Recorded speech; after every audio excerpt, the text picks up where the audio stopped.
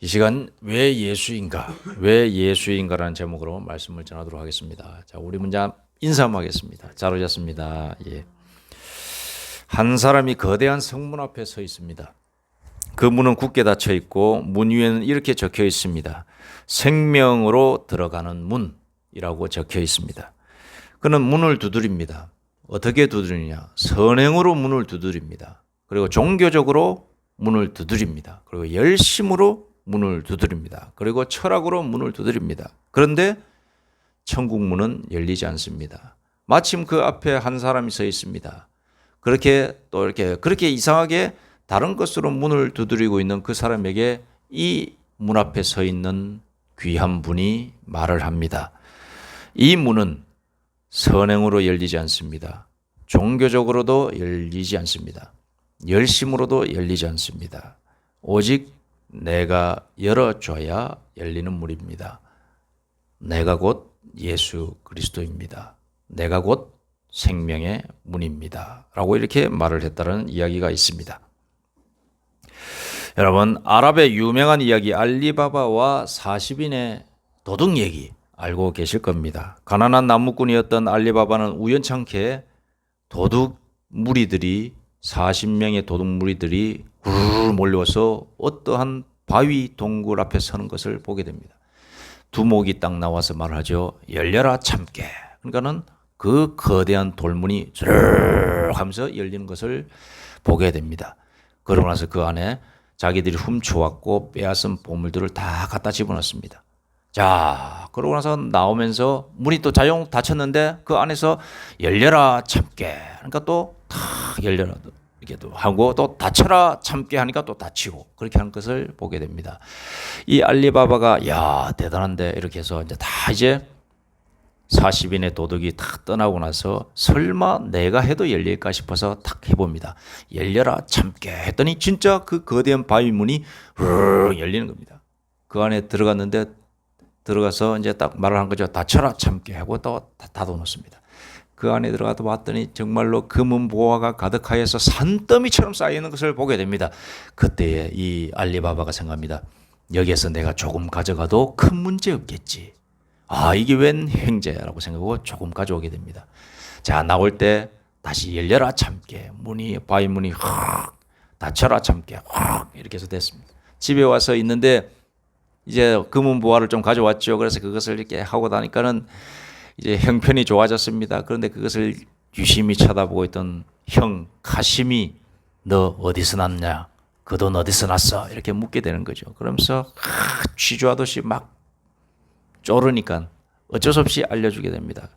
저기 광야 같은 데 가면은 큰 동굴이 있는데 그 앞에 이렇게 해서 열려라 참깨 하니까 이렇게 됐다. 대신에 조심해야 돼. 닫혀라 참깨. 정확하게 얘기해야 돼.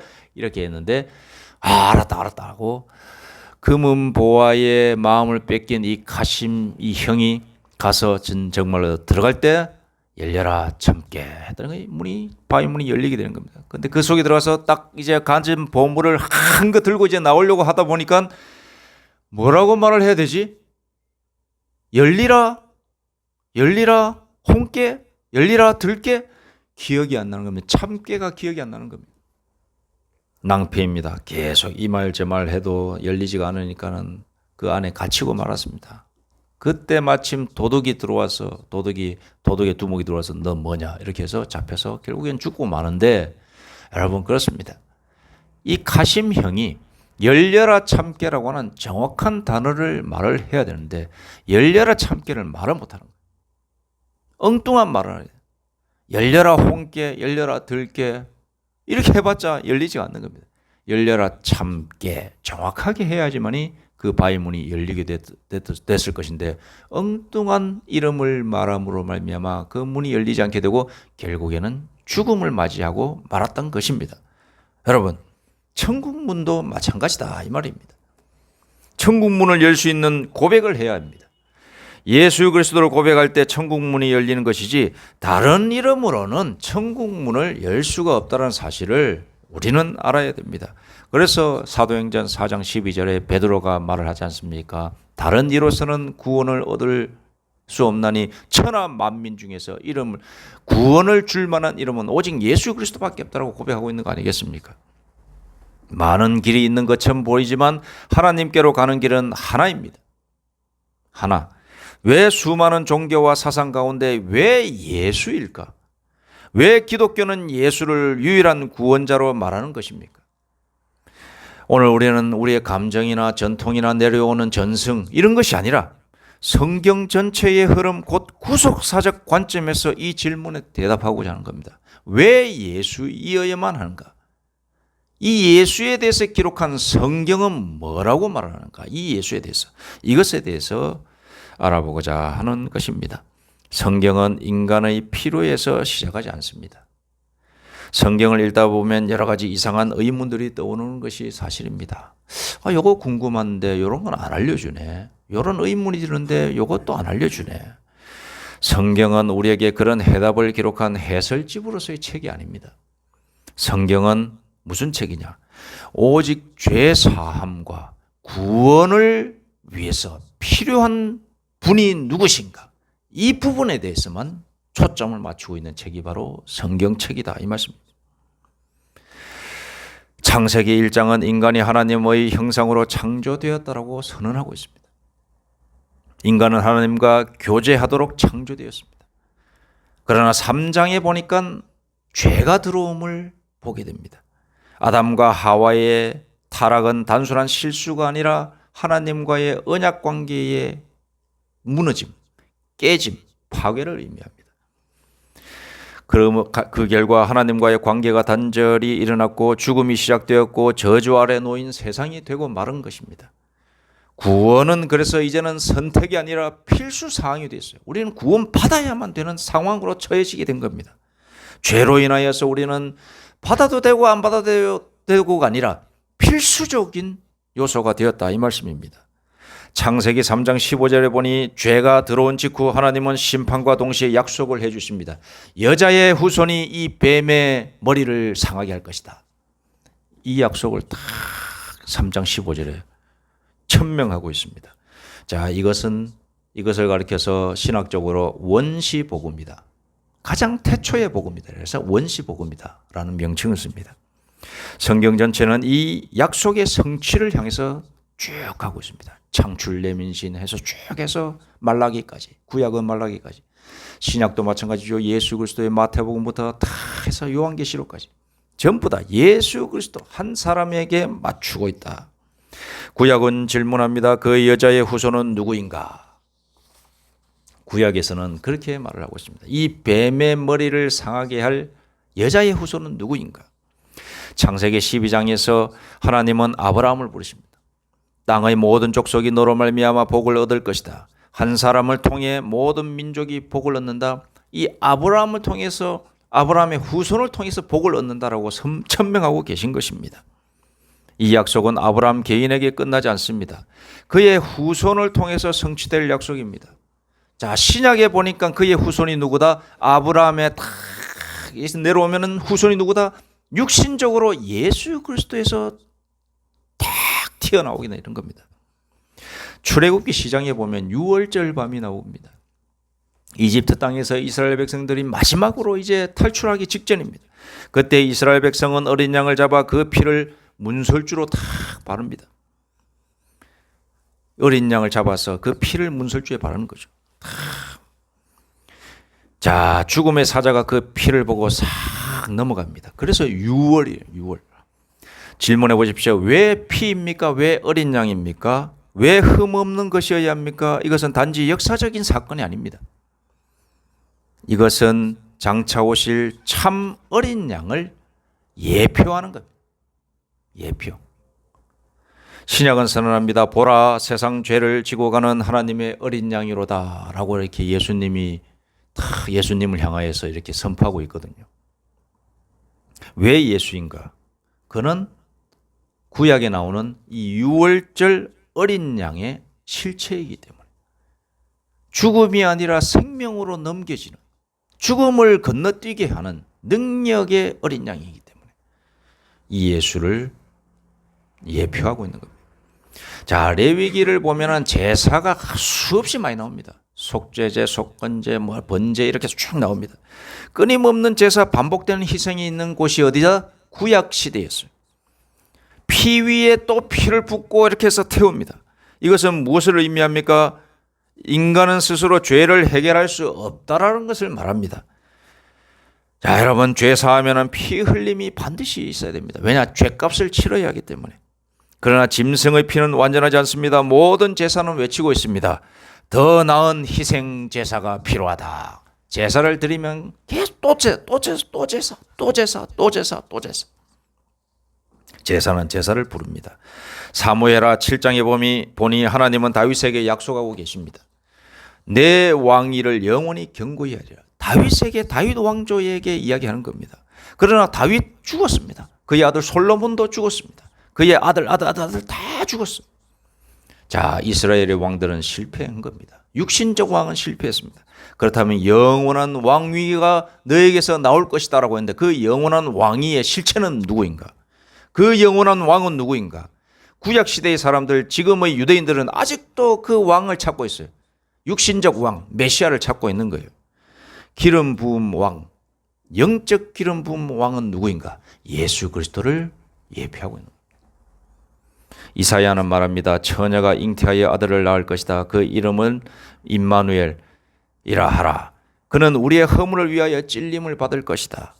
미가는 또 이야기합니다. 베들레헴에서 다스릴 자가 나올 것이다. 구약은 점점 한 사람을 향해서 계속해서 그렇게 이야기하고 있는 겁니다.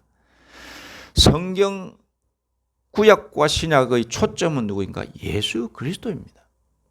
예수 그리스도를 통한 구원과 그를 통한 약속만이 그 약속에 초점을 맞춘 책이 바로 성경책이라는 것을 다시 한번 말씀드립니다. 자, 그가 오신다라고 이렇게 구약은 외치고 있습니다. 마침내 요한복음 1장에 보니 말씀이 육신이 되어 우리 가운데 거하셨다라고 선포되고 있습니다. 예수는 단지 도덕교사가 아닙니다. 선지자 중 한 사람이 아닙니다. 이슬람교에 가면은 예수를 위대한 사람, 위대한 선지자 중 한 명으로 딱 치부하거든요. 그런 선지자가 아닙니다. 예수 그리스도는 아브라함의 후손이고 다윗의 자손이고 유월절 어린 양이고 고난받는 종이고 영원한 왕이십니다. 구약의 모든 약속이 이 예수 그리스도에게 맞춰지고 있는 거예요. 십자가는 그런데 예수님께서 십자가를 지셨죠. 십자가는 어떻게 보면 비극입니다. 그런데 실패가 아닙니다. 십자가는 여자의 후손이 뱀의 머리를 상하게 할 것이다라고 하는 것의 완결점이에요.